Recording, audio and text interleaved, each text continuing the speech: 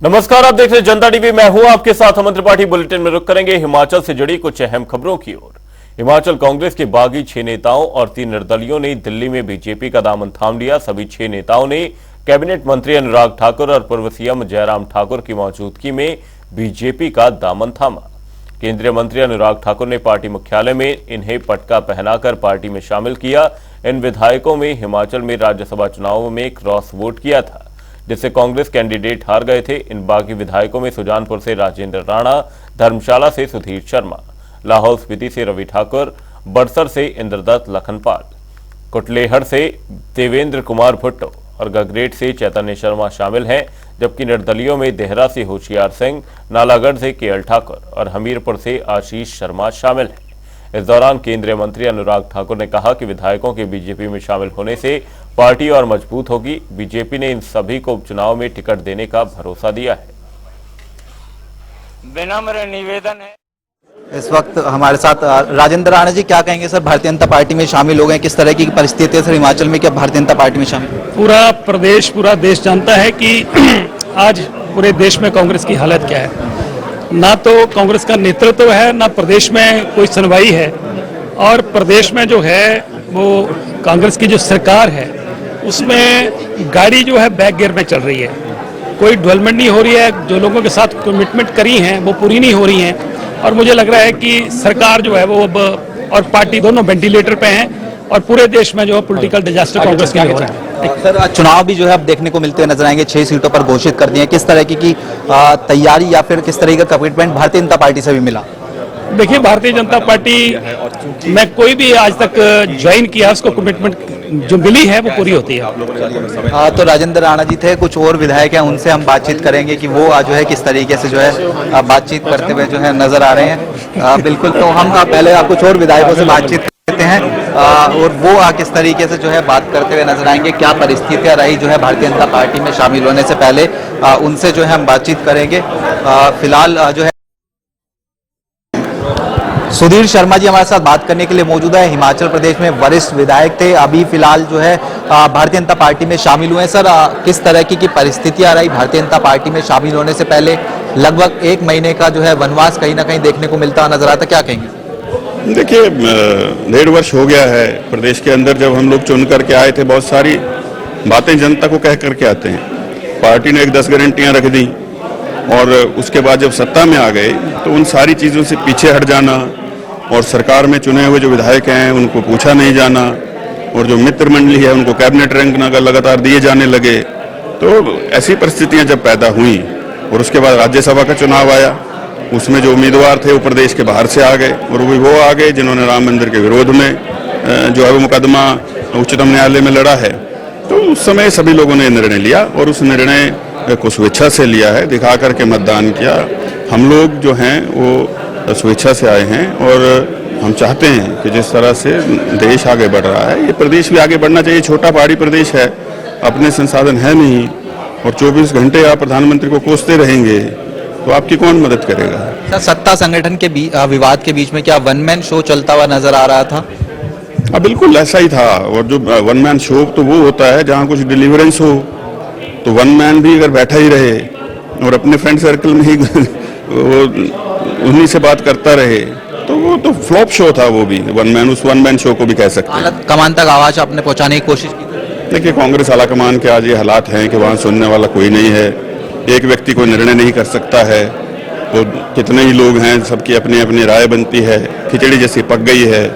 आज जो है वो देश में चुनाव आ गया लोकसभा का, लेकिन कोई गंभीरता नहीं हो, तो ऐसी जगह क्या रहना है। बीजेपी से सर उपचुनाव लड़ने को लेकर कमिटमेंट मिली है और उसके साथ साथ क्या प्रदेश में अब बीजेपी की सरकार देखने को मिलेगी? देखिए, निस्संदेह रूप से प्रदेश में भारतीय जनता पार्टी की सरकार बनेगी। अभी कार्यकर्ता के रूप में शामिल हुए हैं, जो भी जिम्मेवारी दी जाएगी उसका सम्मान करें। सुधीर शर्मा जी थे, जनता टीवी से खास बातचीत कर रहे थे। कैमरामैन दीपक चौहान के साथ स्पर्श शर्मा, जनता टीवी, दिल्ली। हिमाचल से राज्यसभा सांसद हैं, बातचीत करने के लिए क्या कुछ जो है वो कहेंगे।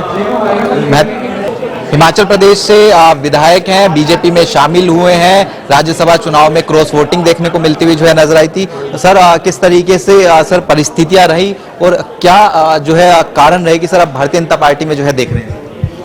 देखिए, हिमाचल प्रदेश में जिन मुद्दों को लेकर हम कांग्रेस पार्टी के लोगों ने संघर्ष किया था पूर्व में सरकार बनने से पहले, जब सरकार बन गई और प्रदेश में जो युवाओं के मुद्दे थे और स्वास्थ्य के मुद्दे थे, जल प्रबंधन के मुद्दे थे और भी बहुत सारे ऐसे मुद्दे थे जो पीछे छोड़ दिए गए और बार बार बोलने के बावजूद उन मुद्दों की तरफ कभी ध्यान नहीं दिया गया और केवल मात्र जो है पैसा ना होने का जो है एक ढोंग किया गया और फिजूल खर्ची को बढ़ाया गया, जिसकी वजह से बड़े लंबे से समय से हम आहत थे और एक मौका मिला हमें कांग्रेस पार्टी को छोड़ने का और भारतीय जनता पार्टी को ज्वाइन करने का, क्योंकि आज देश में हमारे जो माननीय प्रधानमंत्री हैं नरेंद्र मोदी जी, उनके नेतृत्व में देश जो है निरंतर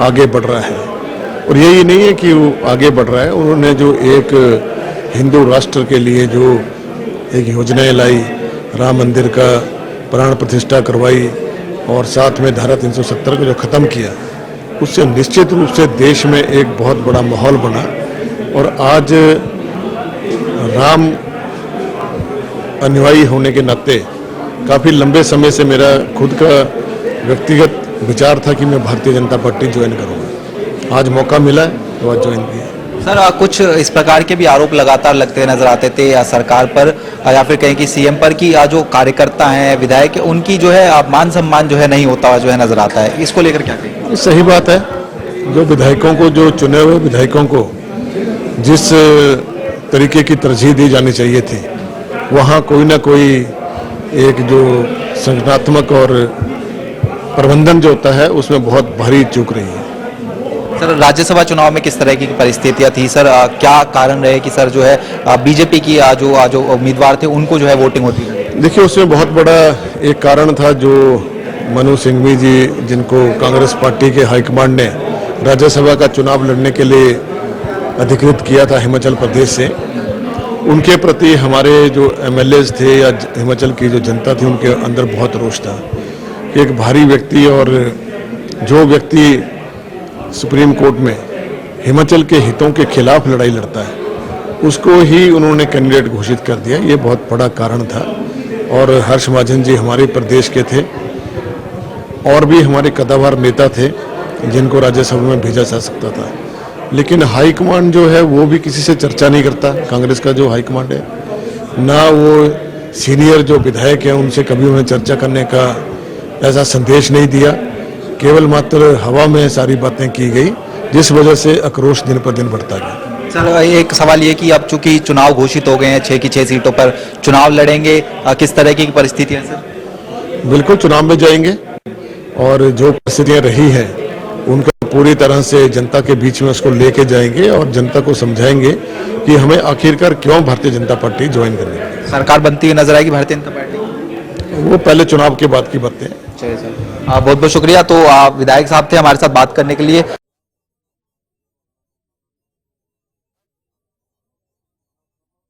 खासतौर पर और लाहौल स्पीति से विधायक हैं, उनसे हम बातचीत कर लेते हैं। सर क्या कहेंगे सर, जिस तरह की परिस्थितियां थी भारतीय जनता पार्टी में आप जो है शामिल होते नजर आए हैं, सर क्या कहेंगे? भारतीय जनता पार्टी में हम कांग्रेस पार्टी में असंतुष्ट थे, उनके पार्टी के जो नियम है नियमानुसार कार्य नहीं हो रहे थे और हमारी सरकार प्रदेश में सही तरीके से कार्य नहीं कर रहे थे। जो बजट का वितरण है या किसको कहाँ पर रखा जाए, रैंक एंड फाइल को फॉलो नहीं कर रहे थे वो। और दूसरी बात यह है कि जो भारत सरकार का संचालन कर रही है बीजेपी, भारतीय जनता पार्टी, 150 करोड़ की जनता को वो देख रहे हैं और एक विधिवत रूप से हमारे यहाँ विकास के कार्य हो रहे हैं, तो उससे प्रभावित होकर हमने अभी शामिल हुए हैं और आगे भी जो जो आदेश होंगे उनके साथ कंधे से कंधा मिला के लाहौल स्पीति व हिमाचल प्रदेश की तरक्की के लिए हम कार्य करेंगे। सत्ता संगठन के बीच में कोई बड़ा गैप हो गया था, जिस तरीके के आरोप लगाए जाते थे कि जो सुनवाई है वो नहीं होती है नजर आती है, कार्यकर्ताओं की बात की जाए, एमएलएस की बात? निश्चित रूप से मैं वरिष्ठ उपाध्यक्ष था प्रदेश कांग्रेस कमेटी का और राजेंद्र राणा जी हमारे कार्यकारी अध्यक्ष थे प्रदेश कांग्रेस कमेटी के, तो हम लोग ही संतुष्ट नहीं है तो आम कार्यकर्ता का आप खुद समझ सकते हैं, ब्लॉक के पदाधिकारी हैं, हमारे खंड के या जिले के अधिकारी हैं, या हमारे बूथ स्तर के जो जितने भी हमारे कांग्रेस के कार्यकर्ता हैं, उनके क्या हाल होंगे आप खुद सोच सकते हैं। एक सर सवाल लास्ट, राज्यसभा चुनाव में किस तरह की परिस्थिति थी सर? भारतीय जनता पार्टी के उम्मीदवार को जो है वोट दिया? देखिए, हमने इसलिए वोट दिया कि हिमाचलियत के लिए या हिमाचल में ऐसा व्यक्ति चुना जाए जो कि जिसे कि दर्द हो। हर्ष महाजन जी हमारे पहले पूर्व में कैबिनेट मंत्री रहे हैं हिमाचल से, उनके पिताजी कैबिनेट मंत्री रहे हैं, उनके माताजी भी सरकार में रहे हैं, और उन्हें श्री वीरभद्र सिंह जी सरकार में भी काफी काम करा है, अच्छा काम किया है। तो हमें पूरा विश्वास है, उन्होंने जब विश्वास दिलाया कि मैं केंद्र से अलग अलग विभागों से बजट दिलाएंगे हमें, तो पूरे विश्वास के साथ हमने उन्हें वोट करा था। और दूसरी तरफ जो सिंघवी जी थे वो हमारे लिए अपरिचित थे, और उन्होंने वोटर सेस का केस हमारी सरकार के खिलाफ लड़ा हिमाचल में, और धार्मिक तरीके से भी देखे तो वो राम मंदिर का केस भी वो मुखालफत कर रहे थे उसकी भी। खैर वो उनका व्यवसाय है, निजी है, मगर फिर भी एक हताहत होता है जो हमारे इमोशंस और सेंटिमेंट्स हैं। बेशक मैं बौद्ध धर्म से हूँ और हमारा माइनॉरिटी से हूँ, और हमारे अनुसूचित जनजातीय हल्का है हमारा, वहाँ हमारे तकरीबन पूरे हिंदुस्तान में मैं समझता हूँ तकरीबन 16 करोड़ की आबादी है, और उस सब के विकास के लिए और हमने भारतीय जनता पार्टी में शामिल हुए हैं, और सूझबूझ से हुए हैं, हम समझ से हुए हैं, और 9 विधायकों ने एक तरह से आहुति दी है जनता के विकास के लिए, और एक असूल के लिए हमने आहुति दी है। क्योंकि कोई भी विधायक हो या कोई भी किसी भी पद छोड़ना कोई ऐसा नहीं है, क्योंकि सालों साल हमने तन मन धन से सेवा करके लोगों के बीच में रहकर हमें चुना गया है, और ये आहुति हमने दी है ये सोच के, विश्वास करके कि ये भारतीय जनता पार्टी की जो सरकारें हैं, इनके जो नेता हैं, ये सूझबूझ से कार्य करेंगे। 150 करोड़ की आबादी की सरकार चला रहे हैं उनके बीच में, और तरक्की हो रही है हिंदुस्तान में, ये मैं समझता हूँ। बहुत बहुत शुक्रिया सर। रवि ठाकुर जी थे, लाहौल स्पीति से विधायक, जनता टीवी से खास बातचीत कर रहे थे। कैमरामैन दीपक चौहान के साथ स्पर्श शर्मा, जनता टीवी, दिल्ली। चैतन्य शर्मा जी से बात करते हैं। चैतन्य जी, क्या रहा सर, किस तरह की परिस्थिति भारतीय जनता पार्टी में शामिल रहे? देखिए, ये तो जैसे आप पिछले 1 महीने से भी जानते हैं जो परिस्थिति बनी हुई थी हिमाचल प्रदेश में, और जो हमारे राज्यसभा के इलेक्शन में वोटिंग हुई थी, उसके बाद भी और उससे पहले भी, जब से हम चुन के आए थे पिछले 1-1.5 साल में, जो परिस्थितियां थी, जो कस्में वादे जो एक इलेक्शन के टाइम पे एक प्रत्याशी अपनी पार्टी के बिहाफ पे करके आता है, बहुत सारी चीज़ों के ऊपर, बहुत सारी आकांक्षाओं के ऊपर जो है पानी जो है फेरा जा रहा था। एक सबसे युवा विधायक होने के नाते जो हमारी महिलाओं की और हमारे युवाओं की जो एक होप्स और एस्पिरेशंस गवर्नमेंट के साथ जुड़ी हुई थी, उसमें जो है हमें कहीं ना कहीं जो है ब्रेकेज देखने को मिला था, और इसलिए जो हम 6 लाइक माइंडेड लोग थे, उन्होंने हम सभी लोगों ने मिलकर निर्णय लिया कि हम अपने प्रदेश के हित में, एंड ऑफ कोर्स ये जो एक टाइम अभी पूरे के पूरे देश में जो हम सभी को देखने को मिल रहा है, माननीय प्रधानमंत्री जी यशस्वी श्री नरेंद्र मोदी जी के नेतृत्व में भारतीय जनता पार्टी की सरकार जो पिछले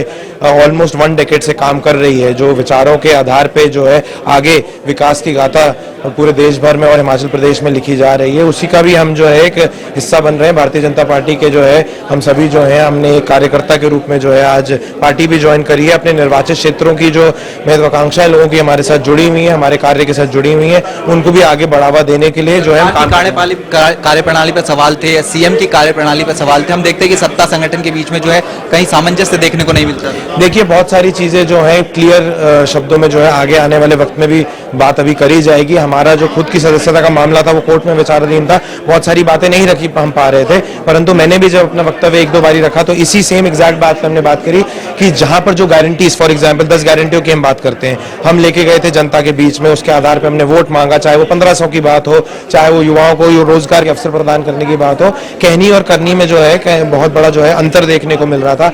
आपने बात करी संगठन की जहां तक हम बात करते हैं, एक बहुत ज्यादा जो एक तालमेल बैठाना होता है सरकार और संगठन के बीच में, सबसे ज्यादा इंपॉर्टेंट होता है। कहा जाता था कि जो मुख्यमंत्री जी हैं वो संगठन से आते हैं, छात्र संघ राजनीति का जो है हिस्सा रह चुके हैं, परंतु वो जो है हमें एक जो एक जेलिंग देखने को मिलनी चाहिए थी और जो स्थान कार्यकर्ताओं को भी मिलना चाहिए था, क्योंकि हम कार्यकर्ताओं से हैं और सरकार जो विधायकों से बनती है, तो कार्यकर्ताओं को चाहे ग्रासरूट लेवल की बात करी जाए, चाहे हम डिस्ट्रिक्ट लेवल की बात करें, प्रदेश स्तर पर बात करें, कहीं ना कहीं जो एक अनसेटिस्फैक्शन हमें देखने को मिली और जो एक जेलिंग होनी चाहिए थी शासन प्रशासन की, जैसे हम बात करते हैं वैसे ही जो एक संगठन और सरकार के बीच में जेलिंग होनी चाहिए थी, वो नहीं देखने को मिली। और इसी का परिणाम है कि आज की डेट में एक परिस्थिति जो है हम सभी के सामने खड़ी हुई है।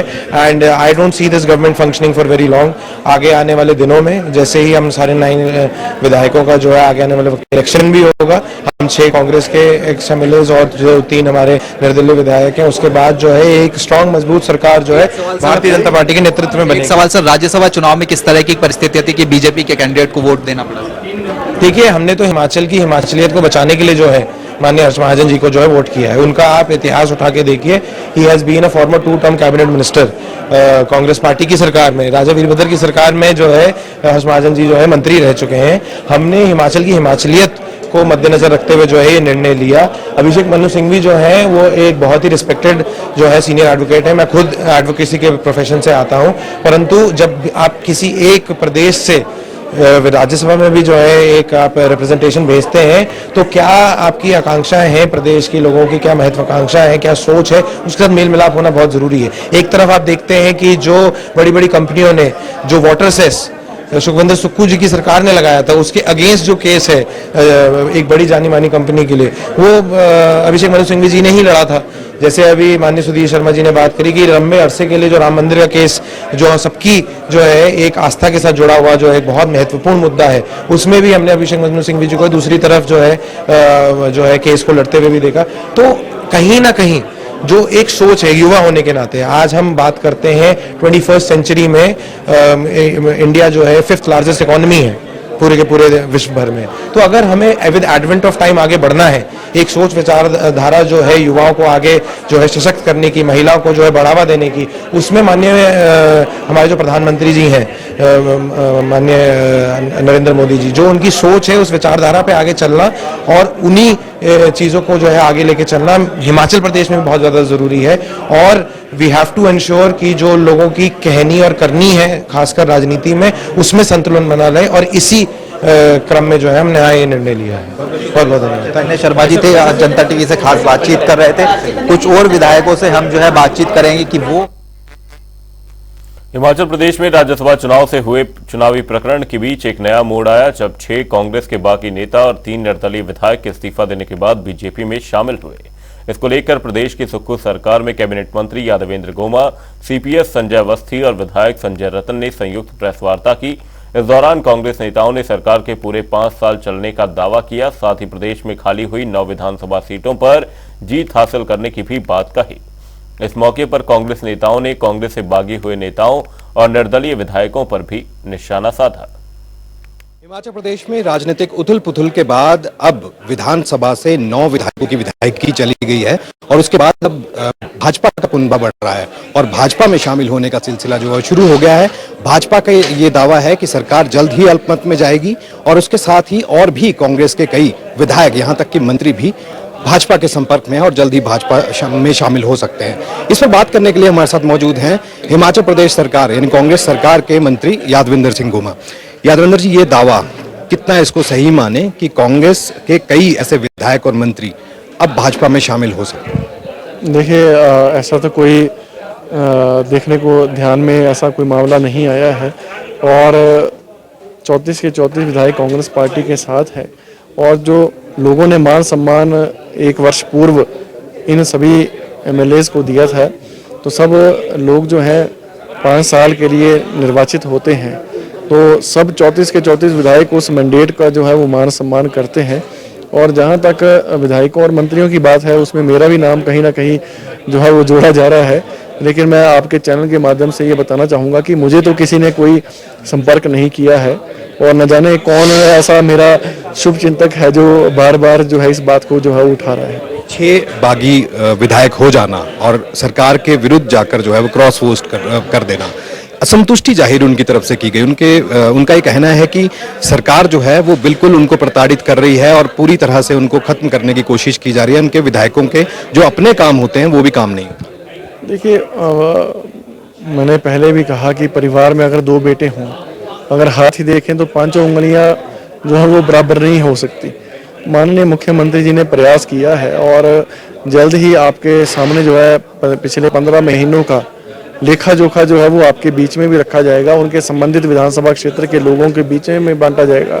जो ये लोग कह रहे हैं कि हमारे काम नहीं हुए, हमारे लोगों के काम नहीं हुए, विधानसभा क्षेत्र के लोगों के काम नहीं हुए, तो उसका लेखा जोखा जो है वो रखेंगे और जनता सर्वोपरि है और वो उसका जो है वो पूर्ण रूप से जो है वो फैसला करेगी। लेकिन सरकार के ऊपर कई तरह की बातें जो है वो कही जा रही हैं। जो 6 विधायक थे उसके साथ साथ अब 3 निर्दलीय जो है उन्होंने भी इस्तीफा दे दिया।